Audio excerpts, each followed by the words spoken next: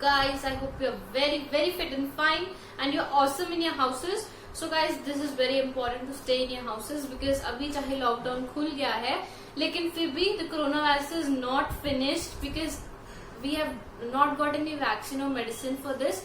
So you have to take care of yourselves by staying home, taking all the precautionary measures and maintaining the social distancing. If you have the necessary need to go out, you should maintain that.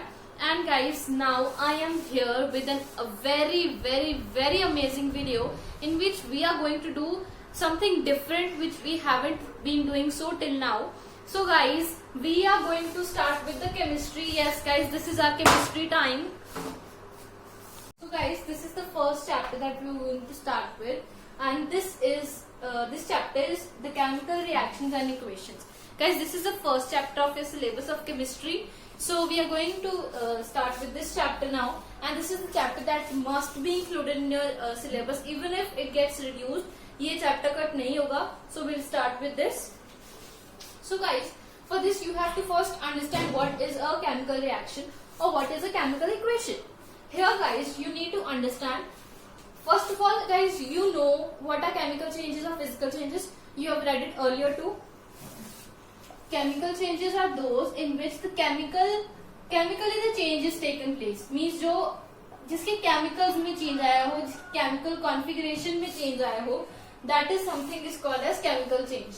And guys, इसमें we can't reverse. It is an irreversible process. Irreversible process. This is irreversible. We can't get the product which we changed. We can't get that back. For example, अगर मैंने यहाँ पे कोई reactant डाला, which is the original product, तो chemical change के बाद, the CC stands for the chemical change. तो chemical change के बाद I'll get that product. और मैं उस product को reverse नहीं कर सकती. I can't change that product into the reactant. So this is known as a chemical change. Alright guys, abhi guys I'll give you some examples, or this is related to the chemical reaction. Guys, for example, if we place milk at the room temperature in summer days, आपने notice किया होगा कि summer days में specially जो milk होता है we keep it in the fridge. वो हम ऐसा क्यों करते हैं? क्योंकि guys the milk takes place the chemical change, the particles of milk takes place the chemical change, और उसकी वजह से वो खराब हो जाता है at the room temperature because it's too high for the milk to survive in the room temperature. Same ways if I keep the vegetables और the food uncooked food, vegetables or I can say uncooked food, right? If I keep this uncooked food at the room temperature, will anything happen to it? ये खराब भी नहीं होगा. Neither it will get cooked nor it will be means raw. Nor will it stale. ये stale भी नहीं होगा, ये खराब भी नहीं होगा, ना ये cook होगा. तो इस पे कोई असर नहीं होगा अगर हम इसे रूम टेम्परेचर में रखते हैं. लेकिन गाइस अगर मैं इसे कुकिंग टेम्परेचर पे कुक करूं तो वो उसमें उसकी चेंज आएगा, उस केमिकल्स में चेंज आएगा और ये केमिकल चेंज होगा. और गाइस ऑब्वियसली यू नो कि हम कुक्ड फूड को हम अनकुक्ड फूड तो नहीं बना सकते ना. मीन्स कुक्ड फूड को हम रिवर्स प्रोसेस लगा के अनकुक्ड में नहीं चेंज कर सकते. So I hope this is clear. So guys, you have to understand one thing that whenever a chemical change takes place, there also a chemical reaction takes place. Means जब भी कोई chemical change होगा तो chemical reaction भी होगी. मतलब chemical change होता है chemical reaction से. chemical change में या chemical reaction में एक reactant होता है, एक product होता है, और कोई process से reactant product में change होता है, और कई बार reverse reactions लगती हैं. जो product होता है वो reactant में change होता है. And guys you don't have to consider this कि जो प्रोडक्ट है वो रिएक्टेंट में चेंज हो रहा है. So guys this is a physical process. No, कई बार हमें केमिकली प्रोसेसेस लगाने पड़ते हैं to change the chemical equations और chemical combinations of the product to make it the reactant. So that is not considered as a physical change. This is a chemical change. I hope this is clear to you guys. So will move on further. So guys, now we know what are chemical reactions. I hope this is clear to you. When a reactant is changed into a product or the product is changed into a reactant with some chemical process taking place, that is a chemical reaction. Alright guys, अब we have to, means here comes a question कि हमें पता कैसे लगेगा कि वहां पे chemical change हो रहा है या वहां पे कोई केमिकल रिएक्शन हो रही है. गाइस, इसके अंदर हमारे पास कुछ फैक्टर्स हैं जिसपे ये डिपेंड करता है, जिससे हम ऑब्जर्व कर सकते हैं, जो कि एक रिएक्शन के इंटरवल में होती है, जो कि हम उसमें उस इंटरवल में ऑब्जर्व कर सकते हैं. For example, the first is the change in colour.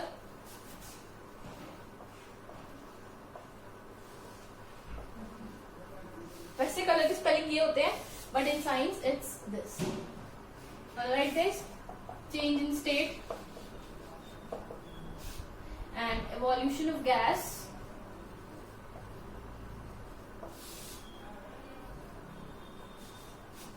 and then we can say change in temperature.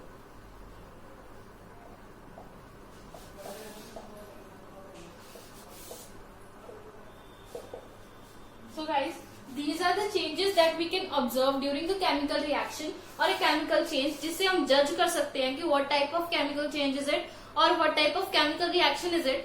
आगे कुछ classifications आएंगी that I'll tell you. So this is what you need to understand right now. I hope this is clear to you. So guys, now I hope this is clear to you that what are chemical reactions and how can we observe the chemical reactions. Now you need to understand what are the chemical equations. Guys, in the chemical equations we have something to describe, something to show. मतलब अगर ये chemical reaction हो रही है, okay guys, तो हम अभी पूरी थ्योरी लिखने की बजाय कि हमने उसमें ये डाला, इसके साथ रिएक्ट करवाया, पूरी हम उसे थ्योरी वाइज जब एक्सप्लेन करें, तो एक शॉर्ट मेथड है उसको लिखने का, उसको रिप्रेजेंट करने का. That's the chemical equation. I give an example. For example, I took a magnesium ribbon. This is a magnesium ribbon and I burnt it in the oxygen flame.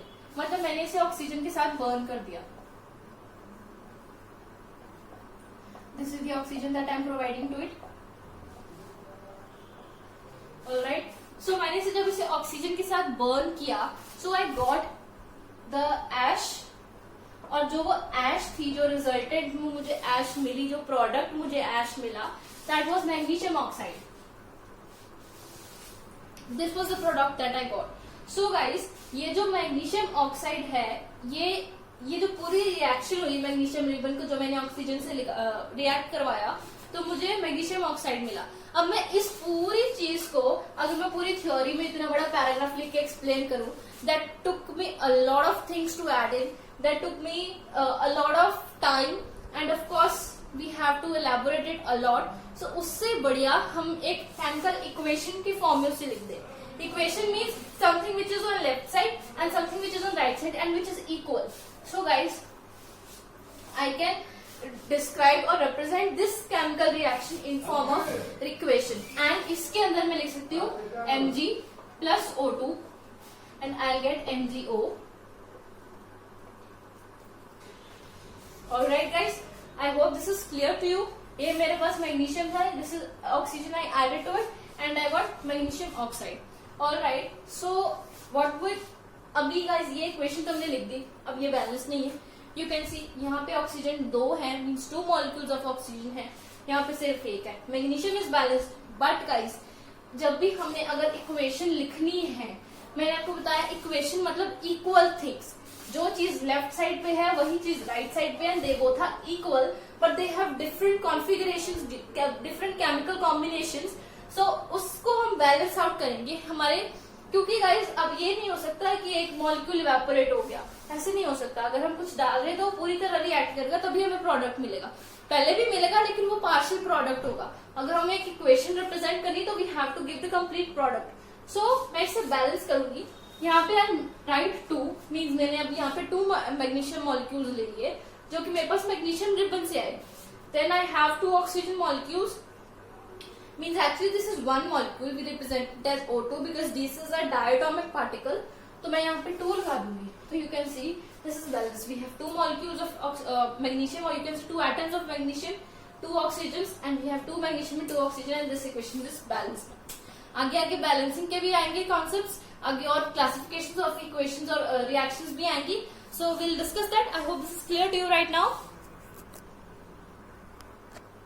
So guys, I hope this is clear to you. अब guys, here comes the writing of the equations और how to balance them further. Guys, सबसे पहले तो मैंने आपको ये example the. I hope this is clear. अब इस एग्जाम्पल में I want to explain something more. Guys, पहली बात तो जो लेफ्ट हैंड साइड पे होते हैं, this is the left hand side and this is the right hand side. Alright. So जो लेफ्ट हैंड साइड पे होते हैं, they are called the reactants.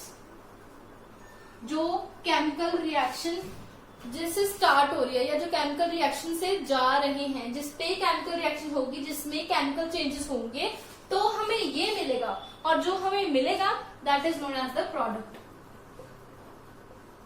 So I hope this is clear to you.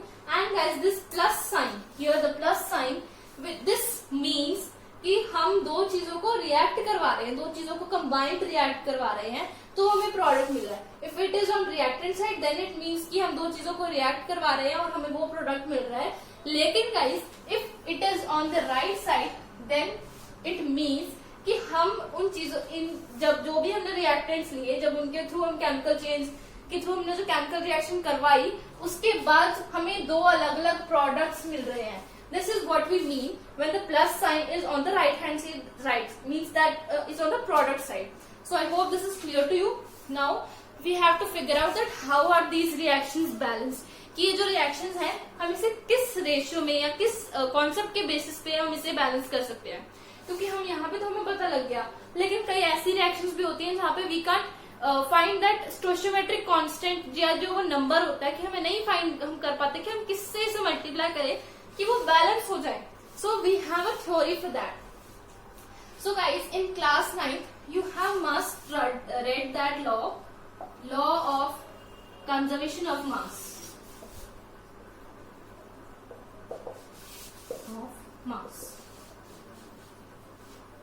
Guys, what does this law means now? This law means that mass is a fundamental quantity. Mass is a universal quantity. It can neither be created nor be destroyed. This is a statement of law. Law of this law means कि मास एक fixed quantity है, ये एक fundamental quantity है. ना हम मास को बना सकते हैं, ना हम उसे डिस्ट्रॉय कर सकते हैं. लेकिन ऐसे कैसे हो सकता है? क्योंकि समटाइम्स यू विल सी कि मास चेंज होता है रिएक्शन की वजह से, तो वो मास कहाँ जाता है?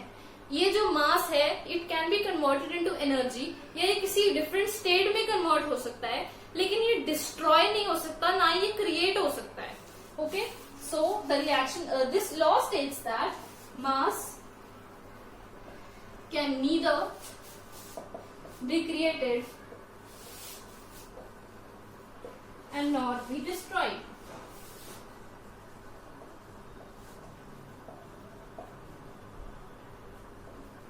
Mass can neither be created nor be destroyed.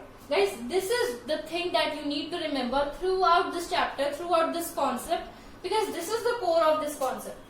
अब guys, हम ये तो देख रहे हैं कि मास के नीदर भी क्रिएटेड नॉर भी डिस्ट्रॉयड, पर आप सोच रहे हो कि अब इसका हम उससे क्या रिलेट करें. गाइस, इस रिएक्शन में हमें देखना पड़ेगा कि इस साइड जितना प्रोडक्ट रिएक्टेंट्स का मास है, उतना ही मास उसके प्रोडक्ट्स का भी हो. अब ये कैसे हो सकता है? पहली बात तो गाइस, जो ये इंडिविजुअल जो हमें पार्टिकल्स मिल रहे हैं, जो इंडिविजुअल एलिमेंट्स हम ले रहे हैं, ये सारे एटॉमिक फॉर्म में होते हैं. ये सारे हमें एक तरह एटम्स मान के चल रहे हैं कि हमारे पास 2 एटम्स ऑफ मैग्नीशियम है, 2 एटम्स ऑफ ऑक्सीजन है और हमारे पास 2 एटम्स ऑफ मैग्नीशियम ऑक्साइड बन गए. लेकिन गाइस, हमें अब ये भी हमें पता होना चाहिए कि एक एटम का मास क्या है एक एलिमेंट के लिए. So you need to remember those elements of the periodic table. आप अगर फर्स्ट 20 एलिमेंट्स याद कर लो, so that will be very good for you. पहले भी आपको पढ़ाया होगा शायद, इफ नहीं पढ़ाया होगा I will make you understand that. उसके लिए कुछ रिडल्स होते हैं which you can remember easily with.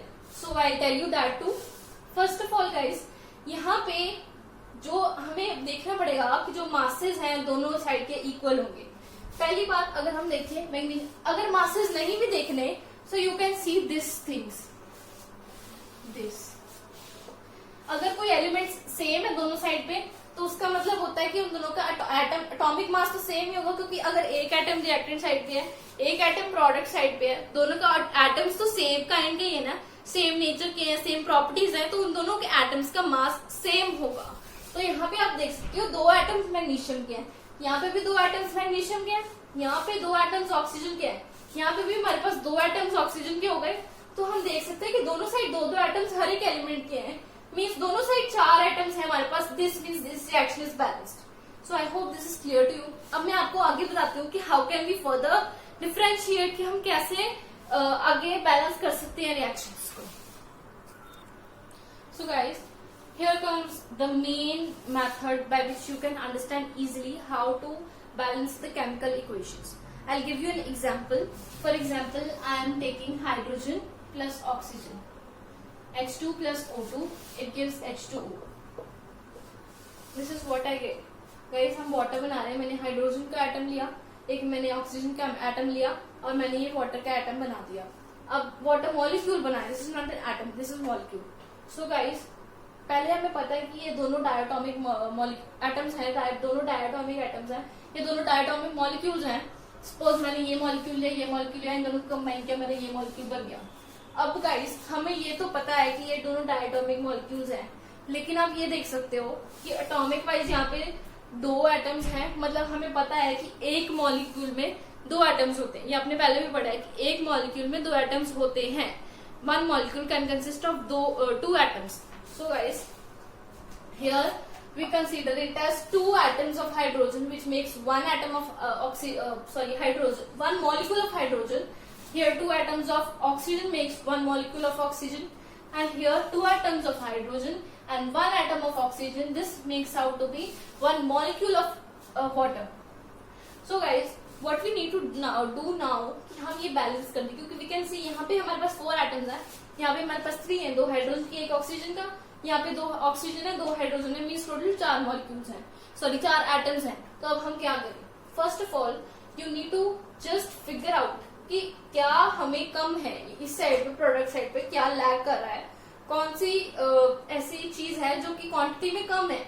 मतलब यहाँ पे ऑक्सीजन हाइड्रोजन में वाटर में ऑक्सीजन मॉलिक्यूल्स जो है, ऑक्सीजन एटम्स जो है वो कम है as compare to the product reactant side. तो हम रिएक्टेंट साइड पे ऐसा क्या करें कि हमारी प्रोडक्ट साइड बैलेंस हो जाए, या हम प्रोडक्ट साइड पे ऐसा क्या करें कि हमारी रिएक्टेंट साइड बैलेंस हो जाए।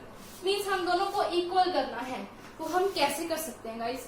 वी नीड टू सी कि यहाँ पे दोनों 4 है, यहाँ पे 3 है।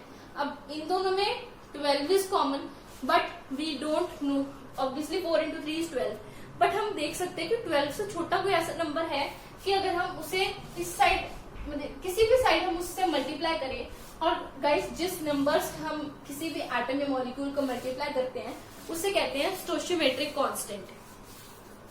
सो that is called stoichiometric constant. अब we have to find what will be that constant, और वो हम किस साइड पे लगाएं। अभी guys we can see that this side पे the number of atoms are more than as compare to the product side. So हम कहते हैं कि चलो यहाँ पे तो वैसे ही ज्यादा है, अगर हम यहाँ पे कुछ और लगाएंगे तो वो और ज्यादा हो जाएंगे, तो हम इस साइड पे लगाते हैं। अब you can see there are 2 hydrogen atoms, 2 oxygen atoms. यहाँ पे अगर मैं लगा दूं 2, तो यहाँ पे ये 2 ऑक्सीजन एटम्स है, ये भी 2 ऑक्सीजन एटम्स हो गए। इसको अगर इसके साथ लगा दिया तो ये भी 2 ऑक्सीजन एटम्स हो गए। मैंने यहाँ पे स्टोशियोमेट्रिक 2 लगा दिया। अब यू कैन सी कि यहाँ पे हमारे पास 4 ऑक्सीजन एटम्स हो गए। 2 into 2 is 4. We can multiply these two to balance it out, and here we can come to know कि हमारे पास 2 वाटर मॉलिक्यूल्स बन गए, मतलब 4 हाइड्रोजन एटम्स हो गए, क्योंकि एक मॉलिक्यूल में 2 हाइड्रोजन एटम्स होते हैं, हमें ये पता है। तो गाइस हम क्या करेंगे, यहाँ पे we can add 2, means we can write it 2, we can multiply the hydrogen molecule with the 2 stoichiometric constant. तो you can see कि यहाँ पे 4 हाइड्रोजन एटम्स हैं, 2 ऑक्सीजन एटम्स हैं। Here you can see 4 hydrogen atoms हैं और 2 oxygen atoms हैं। I hope this is clear to you guys कैसे मैंने बैलेंस किया, कि मैंने अगर वहां पे देखा कि ऑक्सीजन को पहले बैलेंस करो। गाइस एक बात अब याद रख लो, जब भी आपको कोई चीज बैलेंस करने के लिए आती है ना, सबसे पहले you have to target some molecule atom that is except oxygen और हाइड्रोजन। मीन्स जैसे मैंने आपको पहले एग्जांपल दिया था, मैग्नीशियम के साथ मैंने ऑक्सीजन को रिएक्ट करवाया तो मेरे पास मैग्नीशियम ऑक्साइड बन गया, राइट? तो मैं सबसे पहले मैग्नीशियम को टारगेट करूंगा। I won't see number of molecules of oxygen. अब यहाँ पे पहले ही बैलेंस था, इसलिए मैं फर्स्टली वहां पे गई। अब मैं आपको और कोई एग्जांपल दूंगी तो it will be more clear. सबसे पहले उन एटम्स या मॉलिक्यूल्स को टारगेट करो विच आर नॉट ऑक्सीजन और हाइड्रोजन मॉलिक्यूल्स। क्योंकि जब आप उनको टारगेट करके उनको बैलेंस कर देते हो तो प्रोबेबिलिटी रहती है कि ये दोनों अपने आप ही बैलेंस हो जाते हैं। I give you an example and show. So guys, this is the example. I have taken iron and now I'll react it with water, and what will I get? I will get an oxide and the hydrogen gas will evolve out. Now guys, you can see that this is not balanced. यहाँ पे आप देख सकते हो, अगर मैं सबसे पहले इस तरफ चलता हूँ तो will I get anything to understand what should I do now? सबसे पहले देखो guys, यहाँ पे 2 हाइड्रोजन एटम्स हैं, 2 हाइड्रोजन एटम्स है, चलो ये तो बैलेंस है, कुछ करने की जरूरत ही नहीं है, ठीक है। This is not a thing, कुछ करने की जरूरत नहीं, मैं वैसे आपके परसेप्शन से बता रही हूँ कि आप पहले अगर इसे देखो तो क्या होगा। अब यहाँ पे ऑक्सीजन है, यहाँ पे 4 ऑक्सीजन है, चलो यहाँ पे 4 लगा दो, फिर ये डिसबैलेंस हो गया। अब क्या करें? सो गाइस, ऐसे नहीं करना, हम सबसे पहले हम टारगेट करेंगे आयरन को, ताकि कुछ प्रोबेबिलिटी हो कि ये खुद ही बैलेंस हो जाए। ओके, सो सबसे पहले हम देख सकते हैं यहाँ पे आयरन 1 है, यहाँ पे आयरन 3 है। अब कैसे बैलेंस करें? हम यहाँ पे 3 लगा देंगे। ओके, अब नाउ कम्स ऑक्सीजन। सबसे लास्ट प्रायोरिटी आपने देनी है हाइड्रोजन को, क्योंकि हाइड्रोजन ज्यादातर केसेस में होता है कि खुद बैलेंस हो जाता है, बहुत रेयर केसेस होते हैं जहां पे we need to balance it out. So here oxygen is 4, यहाँ पे सिर्फ 1 है तो यहाँ पे 4 लगाना। Here you need to balance out hydrogen 2। लेकिन अगर हम पहले कर देते तो हमें समझ में नहीं आता कि हम कर क्या रहे हैं। सो यहाँ पे 8 हो गए, यहाँ पे तो 2 ही है, यहाँ पे 4 लगा दो। Now you can see your equation is balanced. Is it clear to you guys? I'll give you some more examples. So guys, here we have one more example. यहाँ पे मैंने हाइड्रोजन लिया है और क्लोरीन लिया है, और मैंने उन दोनों को रिएक्ट करवा के मेरे पास यहाँ पे हाइड्रोक्लोरिक एसिड बन गया। I got this product. Okay guys, so now you can figure out this कि यहाँ पे 2 हाइड्रोजन एटम्स है, यहाँ पे 2 क्लोरीन एटम्स है, लेकिन यहाँ पे एक ही हाइड्रोजन एटम है, एक ही क्लोरीन एटम है। अब हम क्या करें? So guys, you just need to focus on what I told you.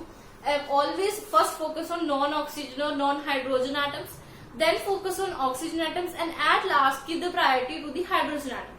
So guys, first of all, I'll just balance out chlorine. Here chlorine is 2 and here chlorine is 1. So I'll apply 2 here, and now you can see hydrogen is balanced itself. यहाँ पे भी 2 है, यहाँ पे भी 2 है, अपने आप ही बैलेंस हो गया, मुझे कुछ करना ही नहीं पड़ा। So guys, this is the way you can balance it much simply. So I hope this is clear to you, and I hope you are getting it very easily. You're finding it easy to understand. Now let's move further. So guys, here is one last example to clear your all concepts of balancing the equation. Guys, this is glucose molecule. This is one glucose molecule. This is an oxygen molecule. और जब मैंने इन दोनों को react करवाया, I got carbon dioxide, water, and with that some energy is released. Okay guys, so energy को तो भूल ही जाना, we can't balance it out because we don't know how much energy is released here. Okay, so हमने सिर्फ इतने तक ध्यान देना है, हाइड्रोजन वाटर तक।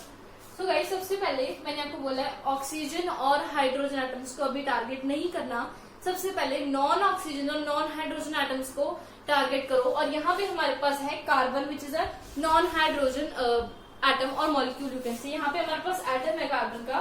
सो हियर यहाँ पे 6 मॉलिक्यूल्स ऑफ कार्बन है, लेकिन यहाँ पे तो एक ही है। अब हम क्या करें? अब यहाँ पे हम स्टोइचियोमेट्रिक कांस्टेंट लगा देंगे, दैट इज 6। कार्बन बैलेंस हो गया। Now will move to first of all हमने यहाँ पे ये कार्बन लगा दिया, ये 6 स्टोइचियोमेट्रिक कांस्टेंट लगा दिया, हमारा कार्बन बैलेंस हो गया, हमारा काम खत्म कार्बन के लिए। अब हम देखेंगे ऑक्सीजन को। हाइड्रोजन में अभी हम नहीं जाएंगे, क्योंकि हमें पता है कि अगर हम ऑक्सीजन को बैलेंस करें तो शायद हमारा हाइड्रोजन खुद ही बैलेंस हो जाए। सो अभी मैं देख रही हूँ यहाँ पे 6 + 2 that is 8 molecules, sorry 8 atoms, और यहाँ पे 6 2s are 12 and here is 1 13। अब यहाँ पे हमारे पास 8 है, यहाँ पे हमारे पास 13 है।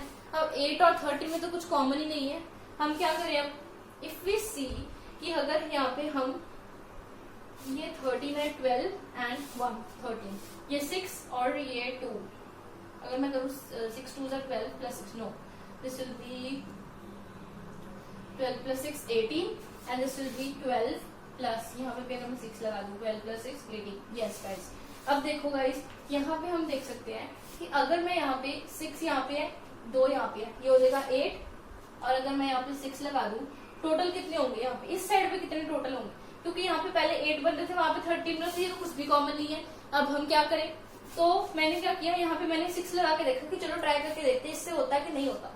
मैंने यहाँ पे 12 बनाए, यहाँ पे भी 12 थे, मैं चलो करके देखते हैं।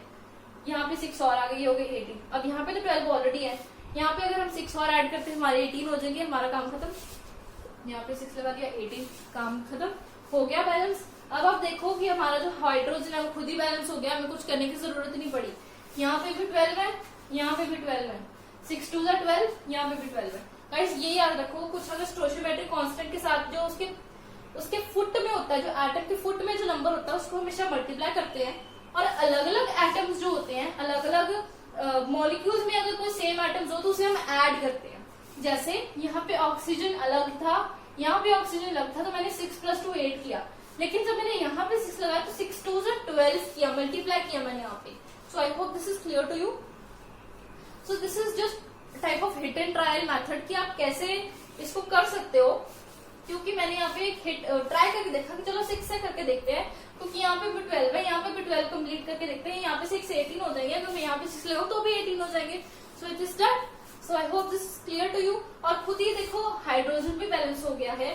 तो अगर if you just focus on first trying to do non hydrogen and non oxygen atoms, that will be really beneficial to you. मैं आपको बार बार इसीलिए बोल रही हूँ क्योंकि I want you guys to do it easily and I want you guys to understand it very carefully. So guys, this was the topic for today. I'll continue this chapter tomorrow or whenever the video will be posted, this chapter will be in continuation. Till then, take care, bye bye and stay safe.